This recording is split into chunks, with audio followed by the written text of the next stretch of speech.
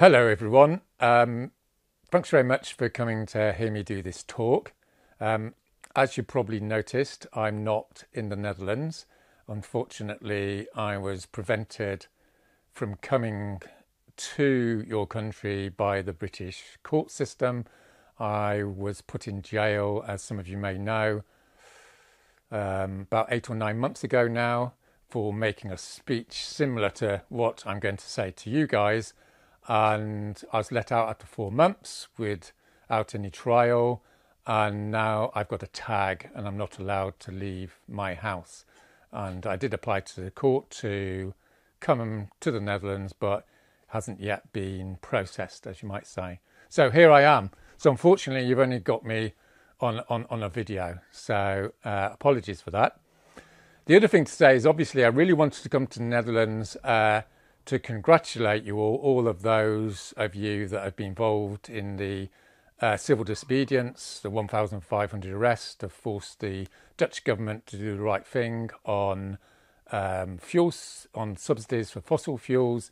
So without beating around the bush, thank you so much on behalf of all the movement in the UK. Fantastic work, brilliant. What more can I say? Yes, so I'm going to be talking about the crisis, about disruption, about democracy. That's what it says. And so there's no mysteries. That's what I'm going to talk about. I'm not really that good, dare I say, at making big speeches. So how I want to sort of come across to you all is I'm just some guy from the UK, as you know, and I'm just going to be talking to you about the situation and what that situation is. In case you're not aware, yes, I am a co-founder of Extinction Rebellion, but I'm always talking on behalf of myself. So dare I say, if I say something outrageous, you can just say, Roger was talking on his own behalf.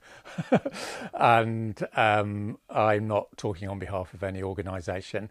I do work with Just Stop Oil and Insulate Britain in the UK, as you may know, and I will be referring in my talk, obviously, to some of the experiences of civil resistance organisations around Europe and the Western world.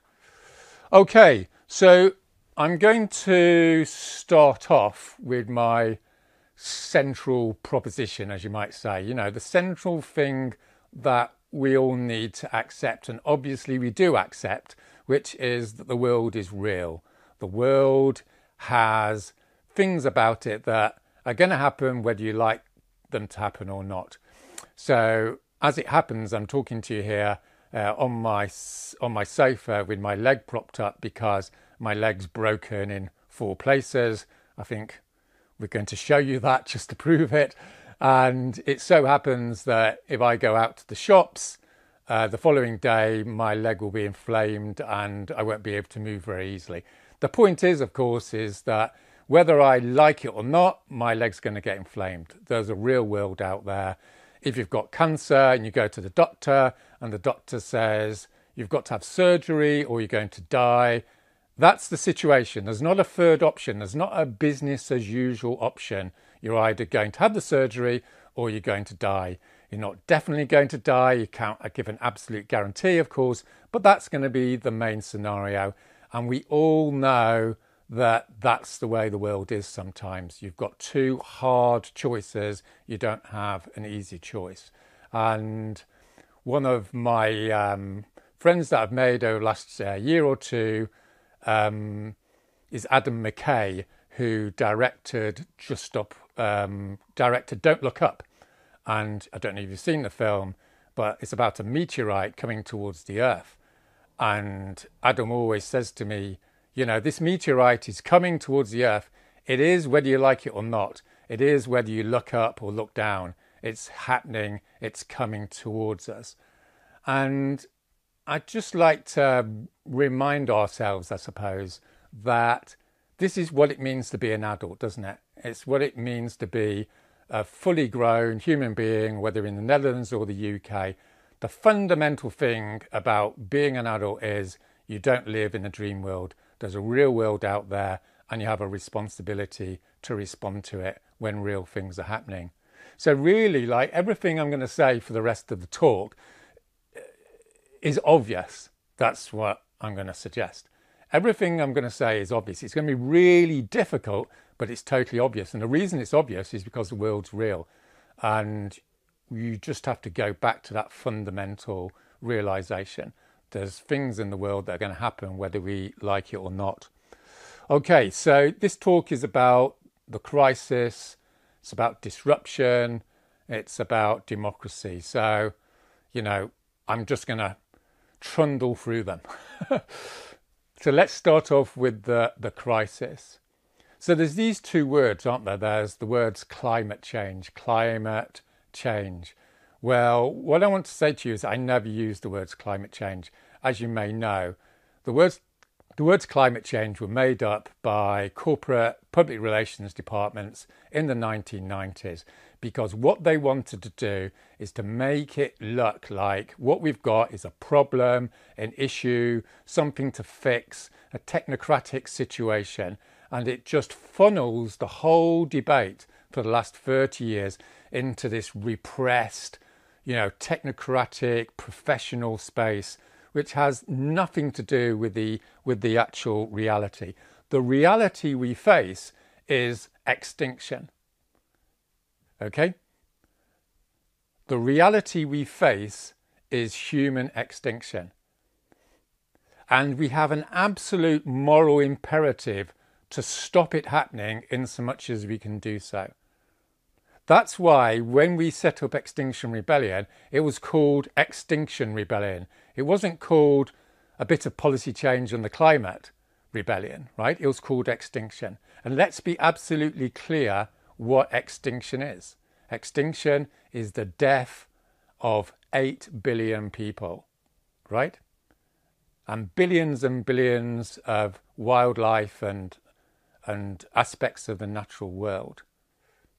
It means 8 billion people, 8,000 million people are going to live miserable lives and die because of the situation. The last thing we want to call this is climate change. It's a crisis. So I'm going to give you, two examples of why we're actually facing extinction.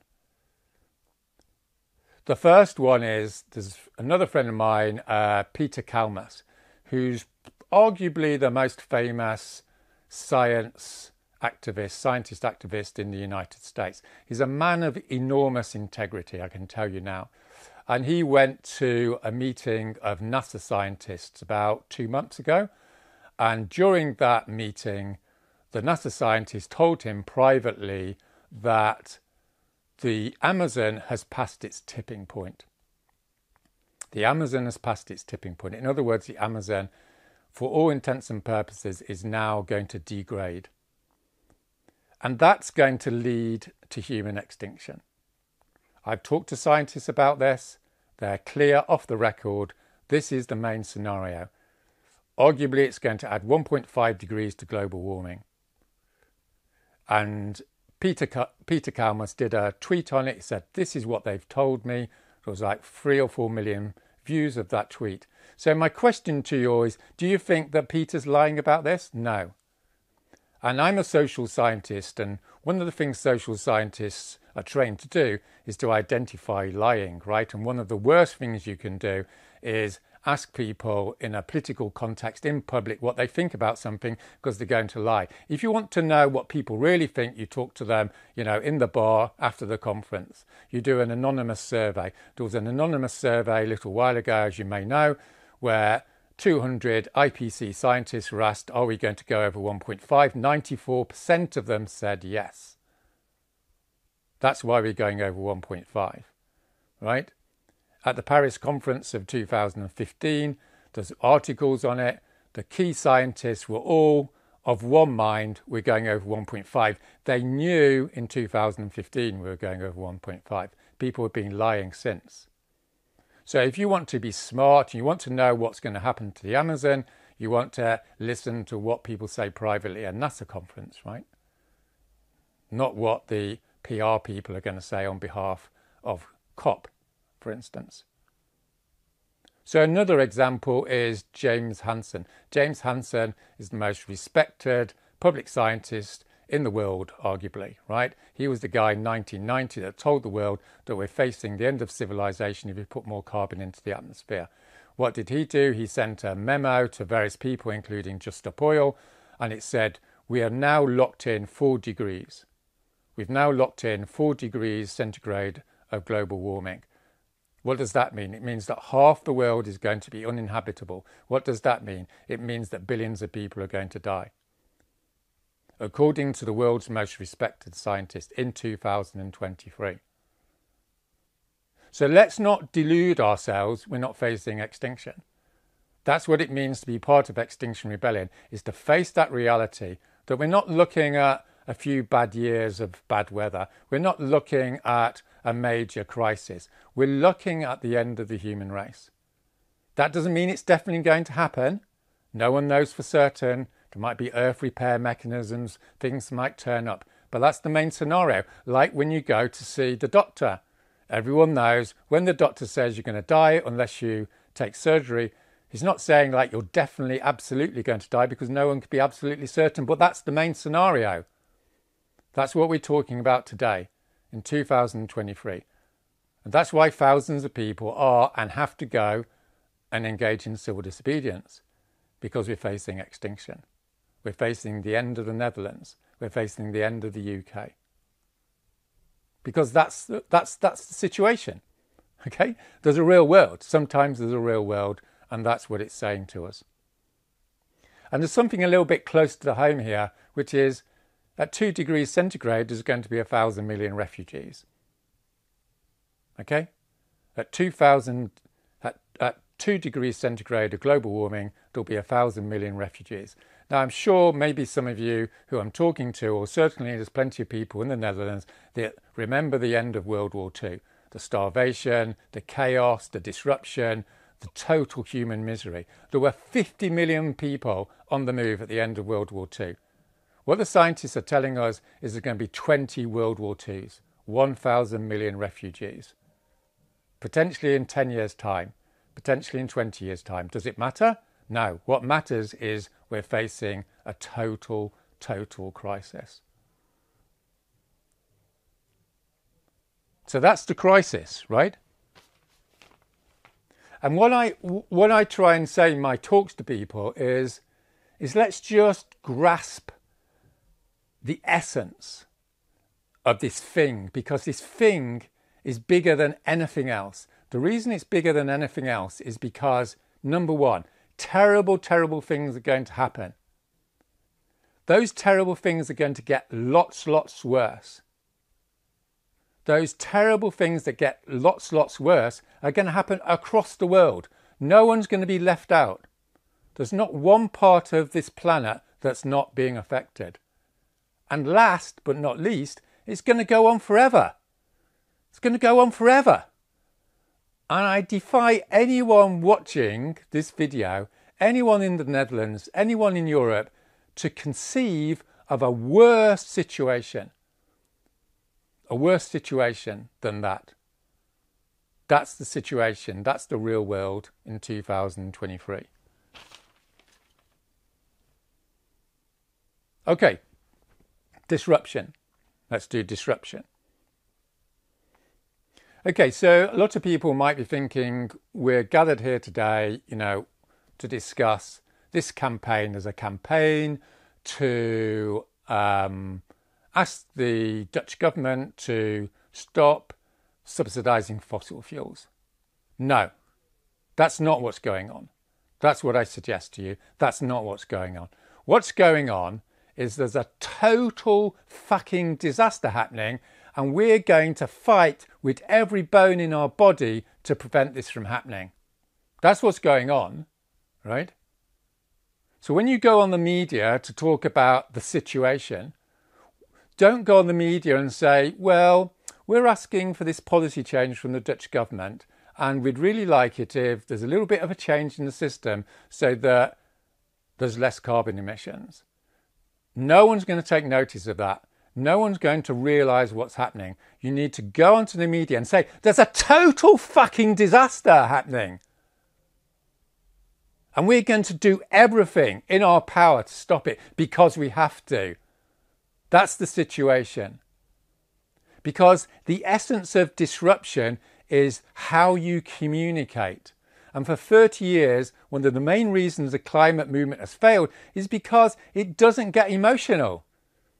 You know, people say to me, oh, Roger, you shouldn't swear about stuff. And I say to them, hang on a minute, if someone killed my daughter, you wouldn't be saying that to me. You wouldn't be saying, well, Roger, don't say the word fuck. My daughter's just died, right?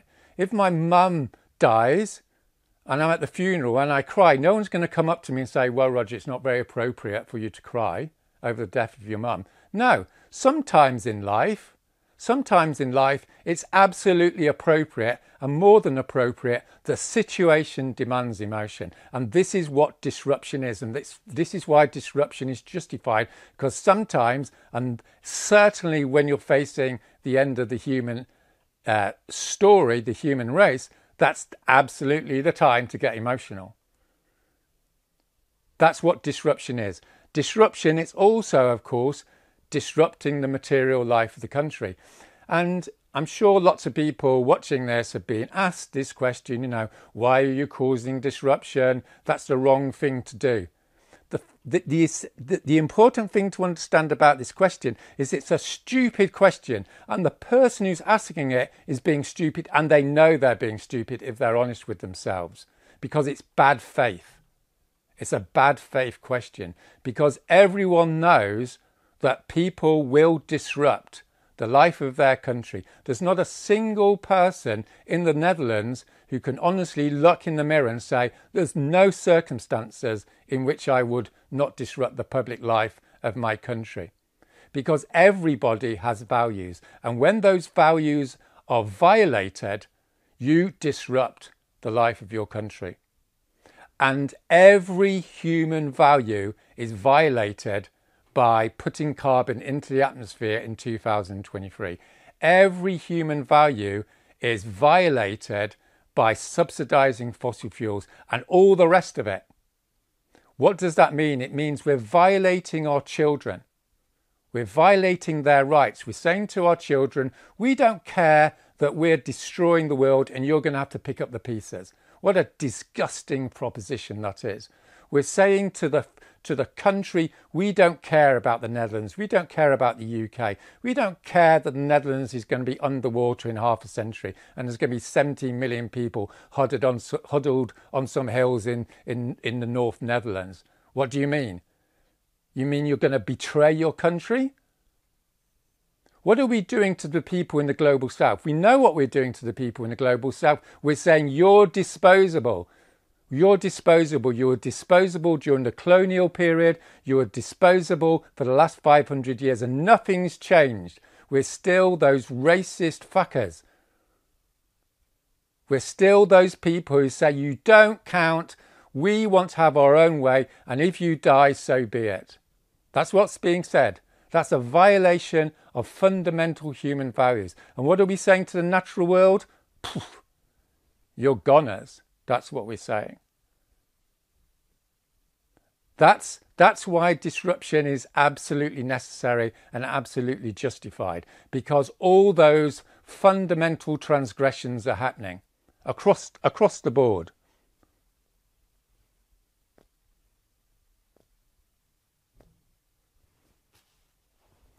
There's a I just want to put this in another way. Probably the most sort of vile thing I think about this whole situation is this notion that we're destroying nation states. We're destroying nation states. And there was, I think it was a foreign minister of one of the Pacific Island states, and he said at COP a year or two ago, he said, you might as well bomb us. You might as well bomb us. In other words, you're coming to get us and you're going to destroy us, so why don't you just get on with it? That's the level of immorality that we're facing at the present time. And when I helped set up Extinction Rebellion, I used to do quite a sort of intellectual talk, and it all got edited out. But in my original talk, I wanted to talk about what the fundamental basis of progressive European culture is. What's the bedrock of what we actually are supposed to believe as citizens, as progressive people? And I would suggest it goes back to this guy called John Locke. You know, he's a 17th century English philosopher. And he made this fundamental proposition, which is we are no longer going to tolerate arbitrary power. We're no longer going to be under the rule of kings who can do whatever they like, monarchs that have absolute power, that have arbitrary power, because we have fundamental rights. And if a government engages in the arbitrary power of destroying the lives of its citizens and destroying their livelihoods, then revolt is necessary and justified. This was a fundamental break in the European tradition, as some of you may know, right? Before that, it was like God set the kings and the kings could do the will of God. They were divine right of kings and all the rest of it. And at a certain point in our history, we decided people had rights. And if those rights are violated, then disruption is necessary. And everything we need to think about in the present moment, in 2023, is, are we still part of that tradition or not? Do we want to engage with that tradition? Because if we do, then disruption becomes inevitable and totally necessary. An example of this is like Vichy France, right? You know, Vichy France had this bright idea, this horrendous idea of deporting the Jews. And in the French resistance, people said, no, that's not on.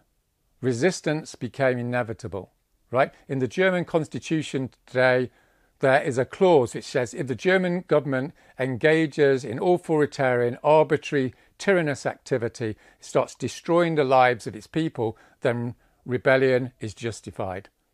That's what Last Generation are saying, because they're saying the next generation, the last generation, is being violated in a fundamental way.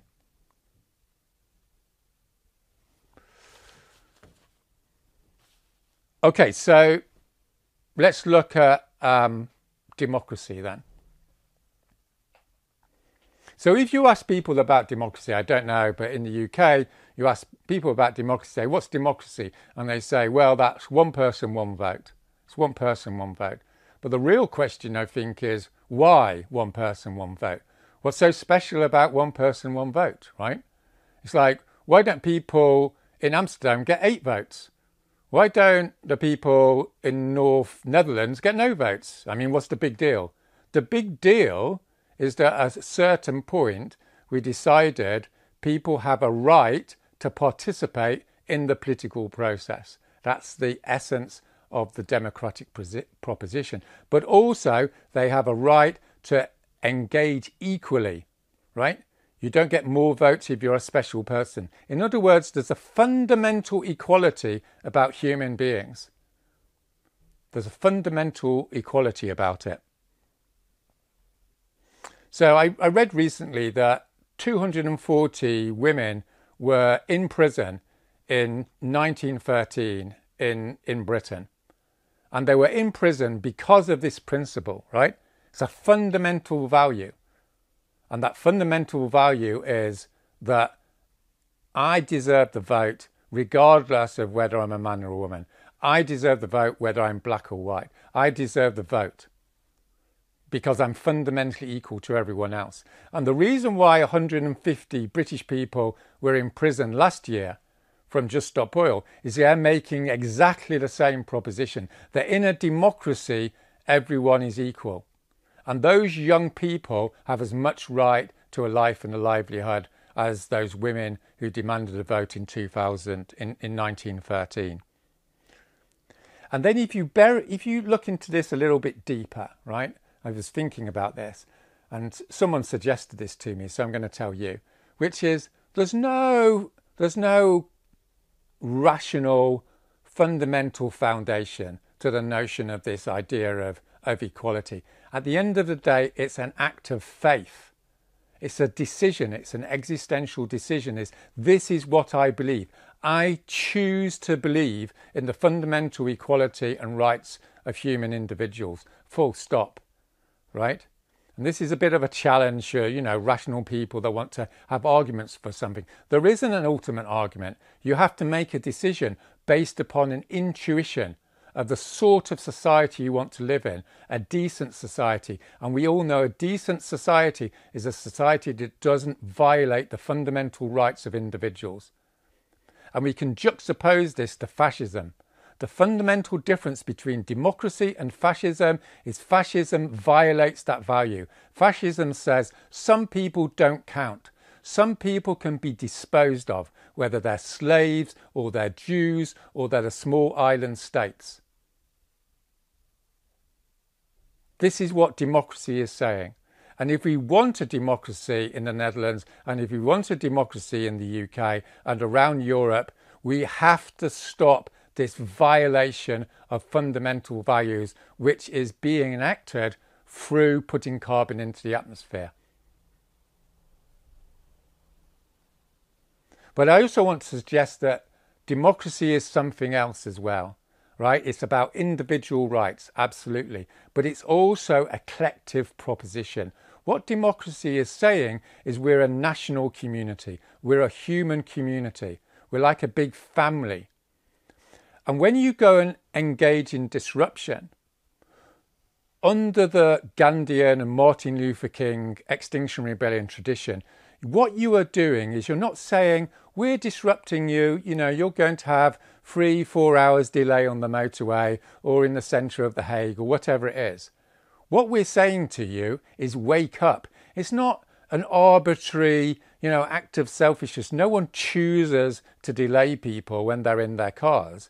The reason why we're doing that is because we want to enter into a dialogue. We want to enter into a conversation. What we're saying is wake up, for God's sake, right? Things are going wrong. We're violating our fundamental values. And this is the essence of what democracy is when a moral community loses its way, people return it to the democratic tradition where people have real rights. And I think one of my criticisms of what we've been doing over the last 4 years is, yes, we've been disrupting, and absolutely we disrupt for the reasons we've said. But at the same time, we have to put an equal amount of energy into reaching out and saying, yes, come and have a debate with us. Yes, come and have a meeting with us. Come and have a gathering. Let's go on TV and talk about the situation. Whenever anyone criticises us from the opposition, that should be our first idea. There was this guy called Harvey Milk. I don't know if people have seen the film Milk, but you should all watch it. And there's a moment in this film where this guy, who was the first gay mayor of San Francisco, there was some new legislation in California which was to ban gay people from, being teachers and talking to children and what have you. And it was pushed by these fundamentalist Christians in these big churches. And the whole gay community was going, we're going to close in on ourselves. We're going to support each other. We're not going to talk to these terrible people. And Harvey Milk said, no, that is diametrically the wrong strategy, both strategically and morally. We have to go into those churches and sit there and take all this shit and be who we are and put a face on who we are so we humanize ourselves. And this is what we need to do today. There's this farmers' party in Netherlands. We see this all across Europe, is this over-polarization, right? There's no point disrupting the public if you're not willing to go into the spaces of the opposition and listen to them. Because that's what the essence of dialogue is. It says, okay, we've done this. This is our point of view. What do you think? What do you feel? And the miracle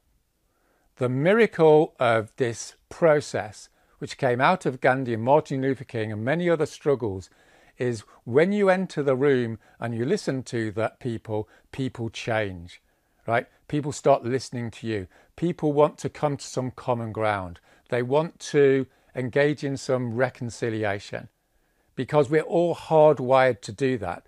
And the reason why we're not coming together at this time is because we don't have the institutionalization of this process. which has to happen if our countries are not going to descend into fascism, into civil war, and all these horrendous things that the social scientists are going to predict, right? So nothing could be more important than this. And in the UK, we're starting to organise assemblies all around the country where people from all sorts of cultures and politics and traditions can come together and talk about what are we doing as a national democratic community? What's the future of our country? What's our responsibilities as adults at this time to our children, to people in the global south, to the country, to the natural world? And this miracle is starting to happen, and we're going to bring these assemblies together into a big national assembly, and we're going to start a national conversation with big cultural figures involved, right? You know, we're going to have, you know, some famous footballer, I'm not going to tell his name, like shaking people's hands when they come in. Maybe, maybe not. But it's that sort of level of ambition we need. And dare I say it, this is what I wanted to come to the Netherlands to say, right? Because the Netherlands shows this sign of over-polarisation, as it has in France, as we've seen with the recent riots. So we have a dual responsibility. On the one hand, to be real democrats, we need to cause that disruption. We need to, like in a family, you cause disruption, it's an act of love, right? It's saying, I'm disrupting you because I love you and I want you to change your behaviour and I want to engage with you. The disruption is absolutely vital. And the dialogue has to happen with that, which is, yes, I'm going to sit down with you after I've disrupted you and we're going to make a new social contract. We're going to recreate that social contract, which is we all respect each other's fundamental rights. I'm going to give you a little example before I move on. So I went to a wedding recently, and dare I say I got a taxi. So just for the record, I don't get many taxis, or at least before I broke my leg. So I was late, so I thought, okay, I've got to get a taxi. So I got into this taxi, and this guy, you know, wanted to have a conversation with me, and he said, what do you do, you know? And I said, yeah, I'm a campaigner, you know, I do stuff on the climate crisis. And I was thinking, oh, here we go. And he said, oh, that's a load of rubbish, you know, and he started this big monologue about heat spots. And I just listened to him because I know how to do this, right? I'm trained.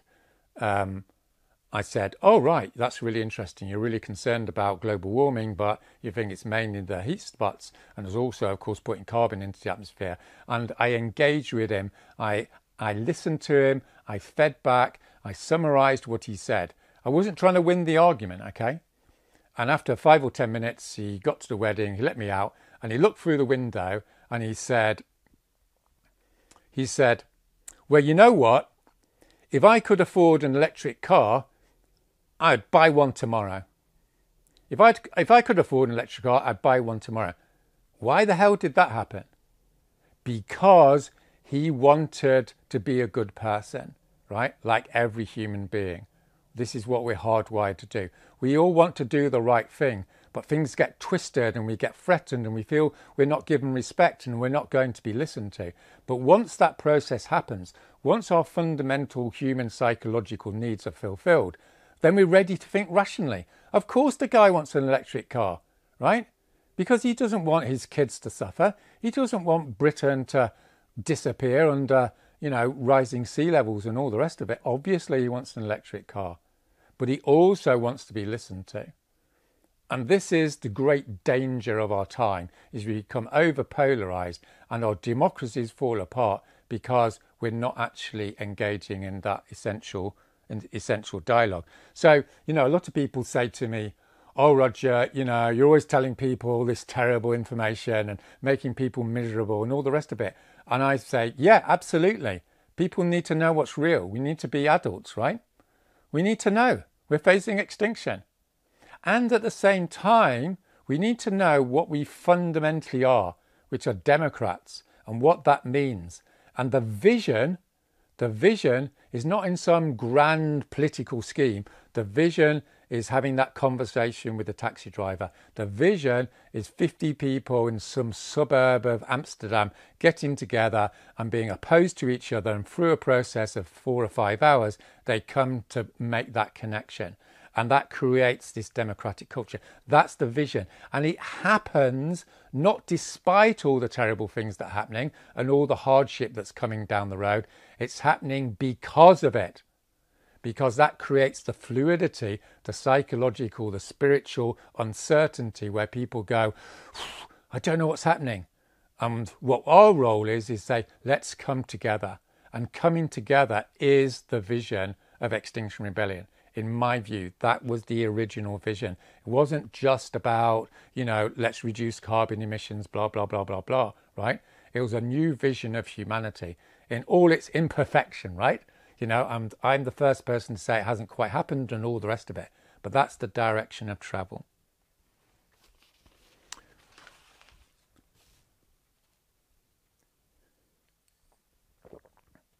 All right, so in a nutshell, that's my talk, that's my speech, right? I've given lots of talks, 150 talks, I think, in the last 2 or 3 years in the UK. And people come up to me afterwards and they go, oh, Roger, that was a lovely talk, thank you so much, it's so inspiring. And in my head, I'm going, what the fuck? It's like, I'm not bothered about making a good talk. I'm not coming round to Bedford or, Portsmouth to give people a nice talk. We're facing a total crisis. We're facing this fucking awful situation.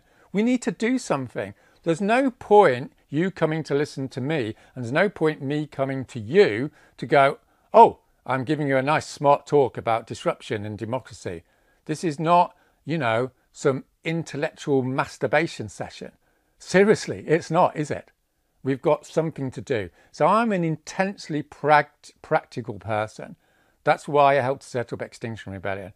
Yes, there's a whole load of things we need to understand about what it is about to be human, about the climate crisis, and at the same time, right? A speech is nothing, a talk is nothing unless there's a clear pathway to action. And I appeal to you all that when you go out and talk to the Dutch people, yes, you're going to try your best to do a good talk, and you have to have a pathway to action. You have to have something that's real for people to do.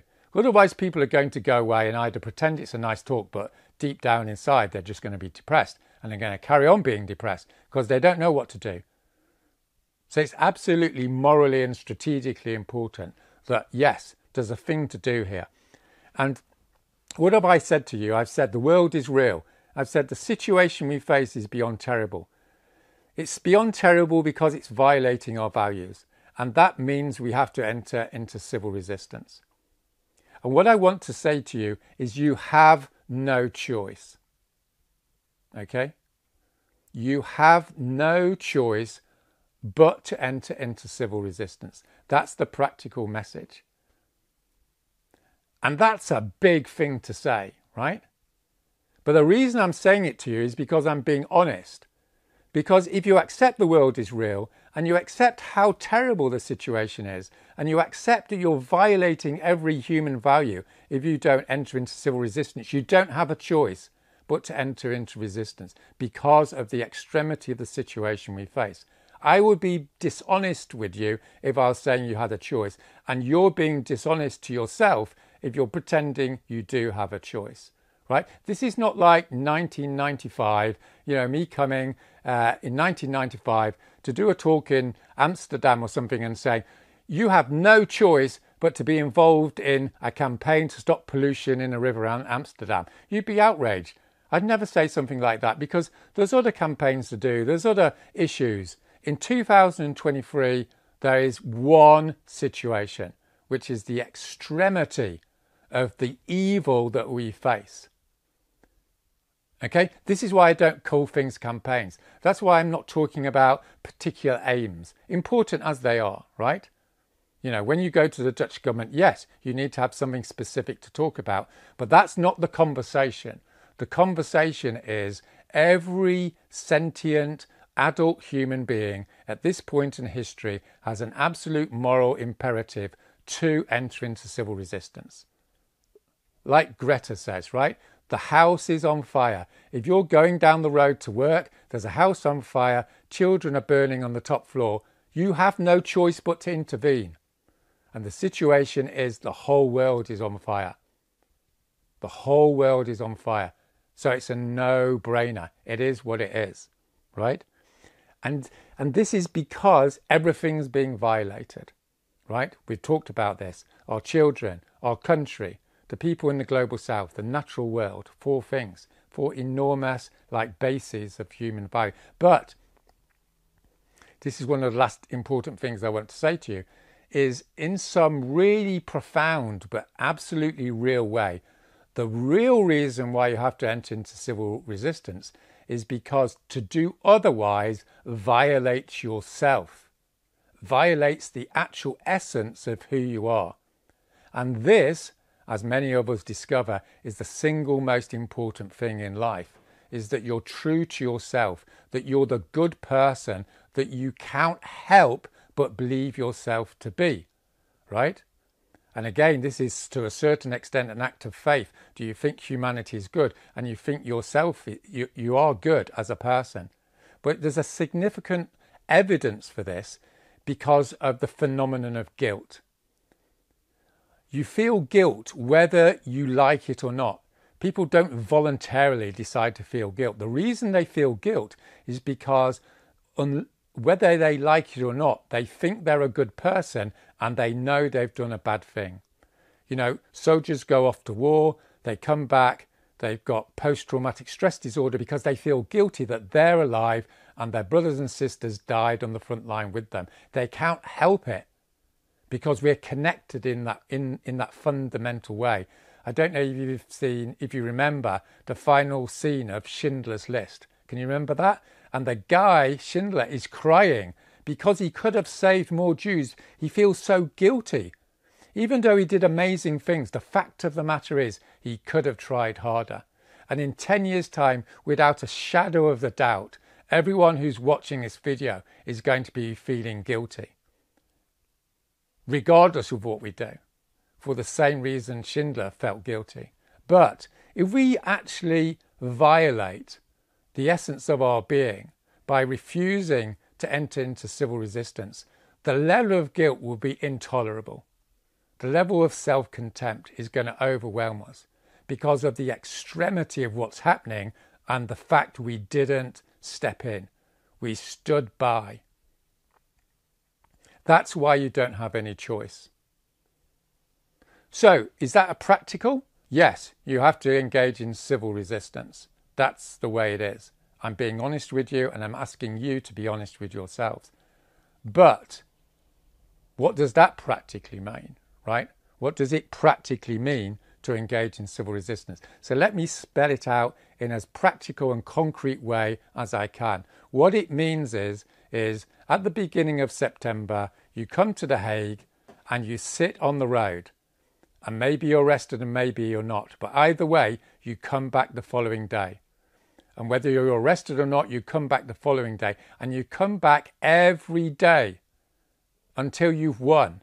And if they put you in prison, you come back afterwards. And if they arrest you, you come back afterwards. That's what civil resistance is. Civil resistance is not turn up once a month and sit in the road and pat yourself in the back and say, I've done my bit.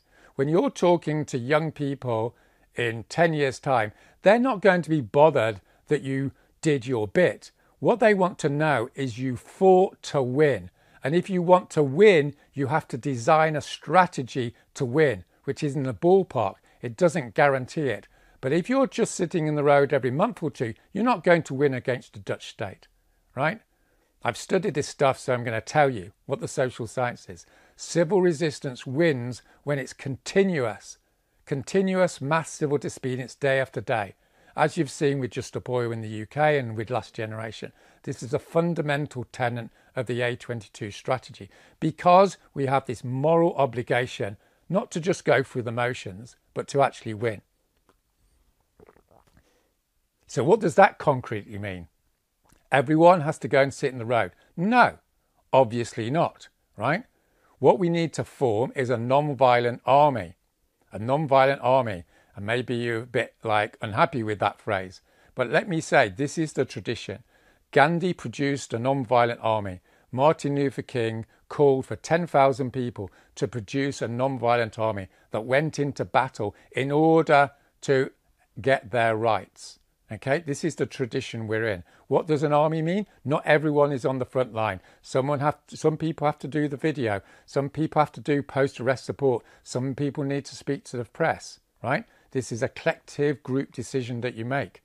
Okay, some people can't go to the front line because they're traumatized. Some people have young children to look after. Some people have old people to look after. Not everyone goes to the front line. But let me be clear to you, 80% of the people watching this video can, and you know you can. And yes, you might lose your jobs. And yes, you might have a difficult conversation with your partner, right? But that's what civil resistance means. And you need to get together in your small groups and look at each other offline in the eye and say, who's going to sit in the road? Who's going to support? That's the coming together. That's the practical proposition. That's proposition one. The second practical proposition is you won't win unless you get more people. And how you get more people, the single most effective way of getting to more people is you as individuals who are going to participate in civil resistance, go and ask other people. So what I want you to commit to today, yes, now I want you to commit, once you've seen this video or later on today, you get on the internet, you get on your email or get on text and you contact 5 people. You say, hi, I'm going to be involved in civil resistance. Come and see this video by Roger Hallam on Wednesday or whenever it's going to be. Come to our meeting to discuss this. And you invite them to participate in the process. And during that process, then they will be asked to act into civil resistance. And what we found in the UK is this is the single best way of recruiting more people, right? If everyone who's going to sit in the road or everyone who's going to participate engages in asking 5 people, their mum, your work colleagues, someone you haven't seen for 20 years, someone who's on the edge of doing it, your best friend, come and support me, for God's sake. What are you doing, right? The whole country's going to go to hell.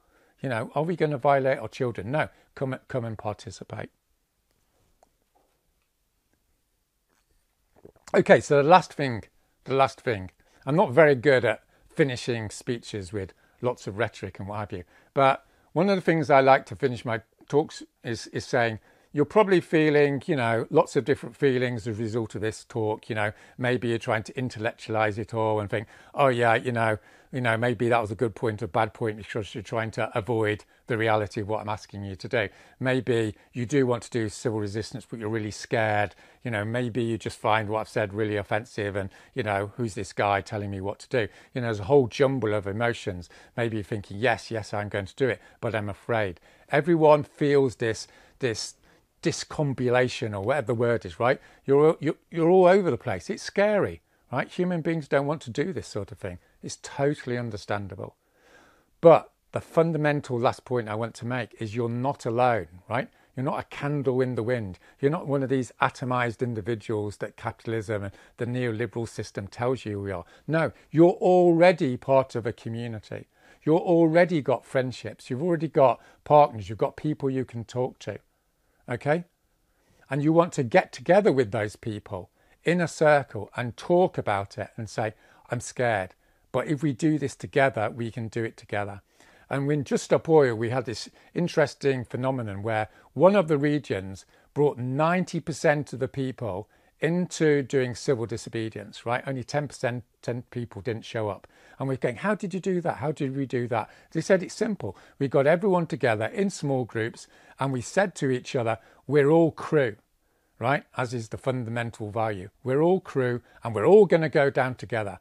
And some of us are going to go on the road and some of us aren't. But we're all going together and we will grow together and we will feel joy together and support and love. Because that's what happens. Not because it's not hard, not because it's not scary, but because it's hard and scary, we will grow together. And this is the fundamental thing that we need to understand, right? is we may win this struggle, we may not win this struggle. But what we do know is we need to live a good life because we're good people. And leading a good life is to work for the common good with others. And this is the most we can expect from life, and it's the most that life expects of us. Thanks very much.